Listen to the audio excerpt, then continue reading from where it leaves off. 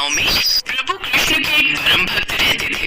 वो दिन रात भगवान कृष्ण की भक्ति में लगे रहते थे और नित्य प्रतिदिन भगवत गीता पढ़ते थे।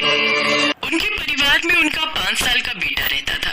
एक दिन उन संत को पास के ही गांव से भागवत कथा पढ़ने का न्योता आया। वो जाना तो नहीं चाहते थे, लेकिन फिर भी उन्हें जाना पड़ा।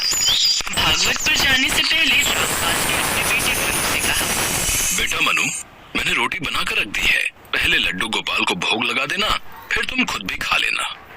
जी पिताजी। रामपाल वहां से चला गया। इसके बाद मनु ने थाली में भोग लगाया और भगवान कृष्ण के आगे वो थाली रख दी और उनसे हाथ जोड़कर कहने लगा, ये लीजिए प्रभु, भोग ग्रहण कीजिए।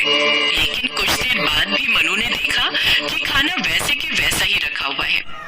फिर वो बड़ी ही मासूमियत से कृष्ण जी से कहता है, प्रभु आप भोजन कर लीजिए ना, आप भोजन करेंगे तभी मैं भोजन खाऊंगा, नहीं तो पिताजी मुझे बहुत डांटेंगे।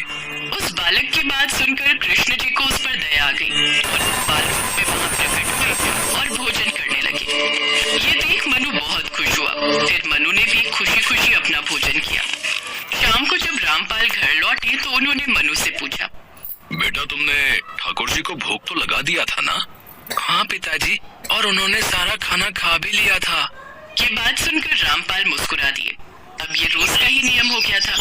रामपाल सुबह भोजन बनाकर चले जाते और मनु कृष्ण जी को भोग लगा देता और कृष्ण जी बाल रूप में आकर भोजन ग्रहण कर लेते। एक दिन मनु अपने दोस्तों के साथ खेल रहा था। खेलते खेलते उसे याद आया, कान्हा जी को भोग लगाने का समय हो गया, वो बेचारे भूख के मारे रो रहे होंगे, मुझे घर जाकर उन्हें भोग लगाना होगा। मनु जल्दी से घर आता है और कान्हा जी को भोग लगाता है। ऐसे ही एक दिन रामपाल ने सोचा, ये मनु रोज जो भोग लगाता है, क्या वो सचमुच में बाल गोपाल ग्रहण करने आते हैं? आज कुछ भी हो, इस बात का पता तो लगाना ही होगा। उस रोज रामपाल ने लड्डू का भोग बनाया और मनु को बोले, मनु भगवान को भोग लगा देना, मैं भागवत पढ़ने जा रहा हूँ। इसके बाद वो बाहर निकल गए और चुपके से खिड़की से झांक कर देखने लगे। उन्होंने देखा जैसे ही मनु ने भोग लगाया तो कृष्ण भगवान बाल रूप में आकर लड्डू खाने लगे। रामपाल दौड़ते हुए अंदर आए। उनके आते ही कृष्ण भगवान ने लड्डू गोपाल बाल प्रतिमा का रूप धारण कर लिया। रामपाल रोते हुए कहने लगे, प्रभु आखिर मेरी भक्ति में ऐसी कौन सी कमी रह गई जो आपने मुझे दर्शन नहीं दिए और इस बालक को हर रोज दर्शन दिए।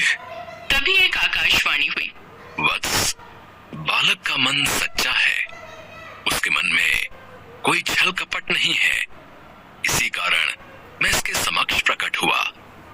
जो भी सच्चे दिल और भक्ति से मुझे याद करता है, मैं उसके समक्ष प्रकट होता हूँ।